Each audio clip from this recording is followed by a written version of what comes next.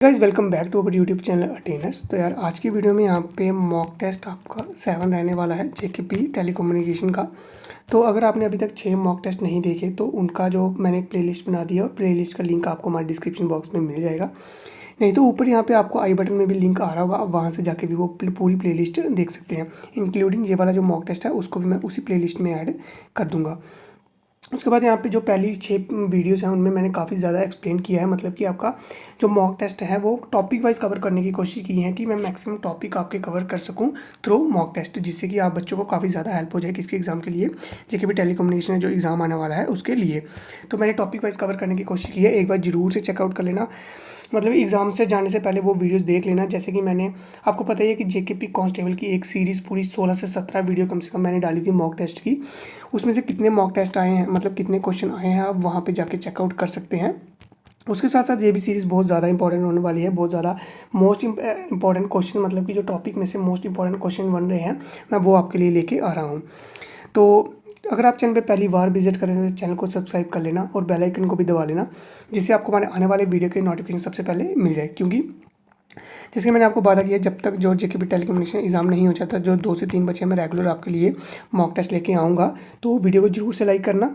और अगर आपने अभी तक टेलीग्राम चैनल और व्हाट्सएप ग्रुप ज्वाइन नहीं किया तो उसका भी ज्वाइन कर लेना, उन दोनों का लिंक आपको हमारे डिस्क्रिप्शन बॉक्स में मिल जाएगा, वो जाके जरूर से ज्वाइन कर लेना। इसके बाद एक मतलब टेलीग्राम का आपको डिस्कशन ग्रुप में मिल जाएगा।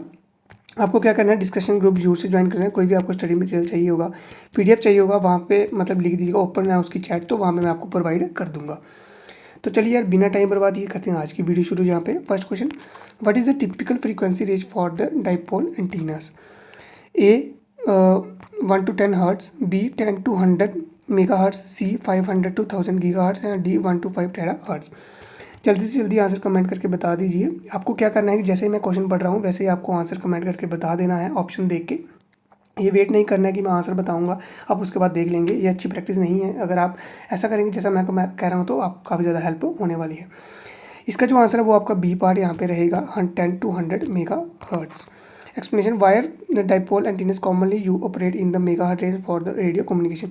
ये याद रख लेना, जो वायर डाइपोल एंटीनास है वो कॉमनली किस में ऑपरेट है, मेगा हर्ट्स रेंज में। तो आपको बाकी ऑप्शन देखने की जरूरत नहीं है। तो मेगा हर्ट्स रेंज का question for the radio communication. Next question, question number 2, how many legs does a basic dipole antenna है? बेसिक जो डाइपोल एंटीना है उसकी कितनी लेग्स होती हैं? ए 1, बी 2, सी 3 या डी 4? इसका जो आंसर है वो आपका यहाँ पे बी पार्ट रहेगा, 2 लेग्स होती हैं, या हाँ 2 लेग्स इसकी होती हैं, तो सही आंसर आपका 2 बन जाएगा। और basic dipole antenna consist of 2 conductive elements of the equal length. जो इनकी लेग्स की लेंथ है वो आपको इक्वल देखने को मिलेगी, दोनों क्या होती हैं, कंडक्टिव होती हैं। Next question, question number 3, what is the primary purpose of the helical antenna? Primary purpose क्या है हेलिकल एंटीना का? AM reception, FM reception, circular polarization या डिलेयर डिटेक्शन? इसका जो आंसर है वो आपका यहाँ पे सी पार्ट बन जाएगा, सर्कुलर पोलराइजेशन, इसका आपको सही आंसर देखने को मिल जाएगा। Helical antennas are design to produce a circular polarize radiation. Polarization क्या होती है, जब कोई लाइट आती है किसी लाइट सोर्स से, उसको एक डायरेक्शन में मतलब करने के लिए, लाइट जो आएगी अलग अलग डायरेक्शन से आएगी, उसको एक ही डायरेक्शन में करने के लिए हम पोलराइजर का यूज़ करते हैं। और जो लाइट होती है वो क्या होती है, पोलराइज लाइट से निकलती है। और इस पूरे प्रोसेस को क्या बोलते हैं, पोलराइजेशन बोला जाता है। और यही मेन पर्पज है किसका, हेलिकल एंटीना का, circular polarization. Types of polarization भी होता है, वो टॉपिक मैं अभी कवर नहीं कर रहा हूँ, उसका मैं आपको मटेरियल दे दूंगा, आप वहाँ से जाकर पूरा पढ़ लीजिए टाइप ऑफ पोलराइजेशन और उनकी डायग्राम्स, और थोड़ा सा आपको वो क्या कहते हैं उनका वो देखने को मिलेगा, डेरिवेशन वगैरह आपको वहाँ पे देखने को मिलेगा, तो आप वहाँ से जाके पढ़ लीजिएगा। Next question, question number 4, what is the typical frequency range for the wave guide apertures? A VHF, UHF, C microwaves या डी लो फ्रीक्वेंसी? इसका जो आंसर है वो आपका सी पार्ट बन जाएगा, microwaves. Waveguide apertures are commonly used in the microwave frequencies. Fifth question, what is the fundamental structure of a microstrip antenna? A wire loop on substrate, metallic patch on ground substrate, horn on dielectric reflector plate. इसका जो answer है वो आपका B part रहेगा, metallic patch on the grounded substrate. Microstrip antennas consist of a metallic patch mounted on a ground substrate. मैंने थोड़ी explanation दी है क्योंकि आप लोगों ने कमेंट किया था कि सर ज़्यादा एक्सप्लेन मत कीजिए, हमें मॉक टेस्ट करवाइए जितने ज़्यादा हो सकते हैं। पूरी जो एक्सप्लेनेशन है टॉपिक वाइज वो आपको पहले 6 मॉक टेस्ट में देखने को मिल जाएगी, तो उसको ज़रूर से देखिए, वो मिस मत कीजिएगा। मैंने बार बार बोल रहा हूँ कि वो बहुत ज़्यादा इंपॉर्टेंट रहने वाले हैं आपके किसके एग्ज़ाम के लिए, जेकेपी टेलीकम्युनिकेशन के एग्ज़ाम के लिए। उसका प्लेलिस्ट का लिंक आपको डिस्क्रिप्शन बॉक्स में मिल जाएगा, मैंने पहले बता दिया, और आई बटन में भी लिंक आ रहा होगा। फिर से आपको यहाँ पे आई बटन में भी लिंक मिलेगा, तो आप वहाँ से जाके वो पूरी प्लेलिस्ट जरूर से देख लीजिएगा। Next question number 6, when the angle of incidence is dash the critical angle when the light bends along the interface। इसका जो आंसर है वो आपका सी पर रहेगा equal to when the angle of incidence equals to the critical angle। जब angle of incidence होता है जो वो किसके इक्वल हो जाता है, क्रिटिकल एंगल्स के, then the light beam bends along the interface।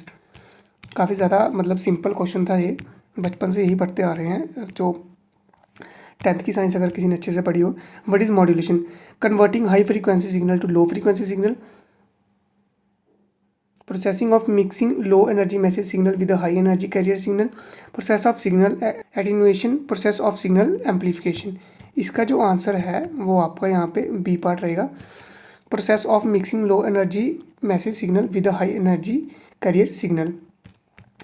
Modulation involves combination a low message signal with a high energy carrier signal to enable a long distance transmission of information. Modulation क्या करता है कि यहाँ पे वो करता है लो एनर्जी मैसेज सिग्नल को किसमें, हाई एनर्जी के with the high energy carrier, जो कि मतलब लॉन्ग डिस्टेंस कवर करने में क्या हेल्प करता है। Question number 8, which signal provides the energy for the transmission in the modulation, message signal, carrier signal, modulated signal या नॉइस सिग्नल। इसका जो आंसर है वो आपका सी पार्ट रहेगा, carrier signal. Next question number 9, in the modulation process which signal parameter remains unchanged. जो modulation process है उसमें कौन सा पैरामीटर है जो अनचेंज रहता है, ए एम्पलीट्यूड, बी फ्रीक्वेंसी या see message information, D phase. जल्दी से जल्दी इसका भी कमेंट करके आंसर बता दीजिए। आई होप कि आप सबने कमेंट कर दिया होगा, तो इसका जो आंसर है वो आपका यहाँ पे सी पार्ट रहने वाला है, मैसेज सिग्नल इन्फॉर्मेशन जो है वो आपका पैरामीटर रिमेन रहता है अनचेंज ड्यूरिंग द किस में प्रोसेस में, मॉड्यूलेशन के प्रोसेस में।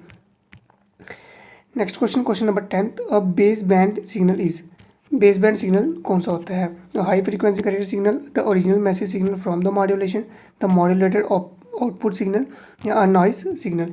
इसका जो आंसर है वो आपका बी पार्ट रहेगा, the original message signal before modulation, उसको क्या बोलते हैं, द बेस बैंड सिग्नल भी बोला जाता है।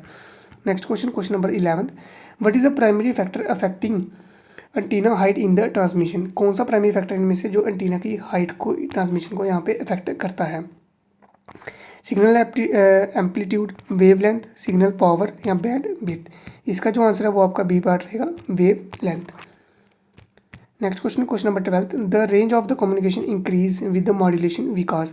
जो रेंज होती है कम्युनिकेशन की वो इंक्रीज होती है मॉड्यूलेशन किसकी वजह से, high frequency signal travel longer distance, low frequency signal travel lower distance, signal power is reduce या बैंडविड्थ इज डिक्रीज। इसका जो आंसर है वो आपका ए पार्ट रहेगा, high frequency signals travel long distance. Question number 13, which component in a communication system is responsible for increasing the power level of the signal.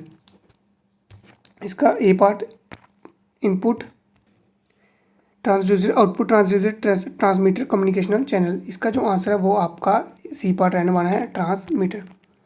Next question number 14, which type of noise can not be eliminated completely but can be reduced using the various technique, A natural noise only, B man-made noise only, C both natural and man-made या D neither type of noise। इसका जो answer है वो आपका सी part रहेगा, both natural and the man-made noise जो कहाँ पे रिड्यूस किया जा सकता है, मतलब cannot be मतलब एलिमिनेट नहीं किया जा सकता बट कैन बी रिड्यूस, उसको रिड्यूस किया जा सकता है सिग्नल में। Question number 15, what is the major purpose of the output transducer in a communication system, A convert electric signals back to the original form, amplify the received signal, remove noise from the signal या increase transmission power। इसका जो answer है वो आपका सी part रहेगा, convert the electric signal back to the original form। Next question number 16, what is the main purpose of the modulation in the communication system, to reduce noise, to transmit the signal over a long distance, to convert the sound to electrical signal, to amplify signal। इसका जो answer है वो आपका B part रहेगा, to transmit the signal over a long distance. हर एक question की जो मैंने एक्सप्लेनेशन दी है जी आप एक बार जरूर से पढ़ लेना, मैंने इंपॉर्टेंट पॉइंट लिख दी है हर एक क्वेश्चन के बारे में। तो ये जो PDF है मैंने आपको जैसा कि बताया टेलीग्राम चैनल पर देखने को मिल जाएगा और व्हाट्सएप ग्रुप में मैं आपको इसको शेयर कर दूंगा। नेक्स्ट क्वेश्चन यहाँ पे देख सकते हैं, question number 17, what is the frequency range typically use for FM broadcasting, A 535 to 1705 kilo hertz, 88 to 108 mega hertz, 30 to 300 mega hertz, 3 to 10 mega hertz. इसका जो आंसर है वो आपका बी पार्ट रहेगा, 88 to 108 mega hertz.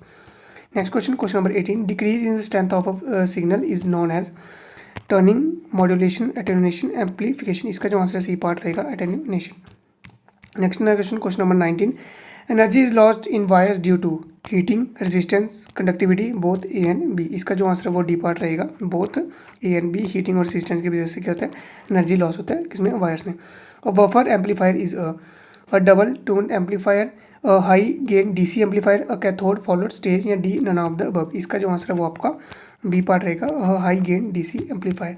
Question number 21 और जो आज का लास्ट क्वेश्चन यहाँ पे रहने वाला है, advantage of the optical fibre, A high bandwidth and EM interference, low bandwidth and EM interference, high bandwidth, low transmission capacity and no EM interference, या D high bandwidth, high data transmission capacity and no interference. इसका जो answer है वो आपका D part यहाँ पे रहने वाला है।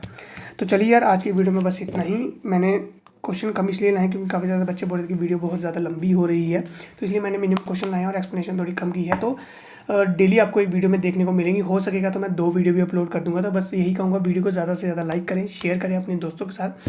तो मिलते हैं यार आपसे अगली वीडियो में, तब तक के लिए जय हिंद, जय भारत।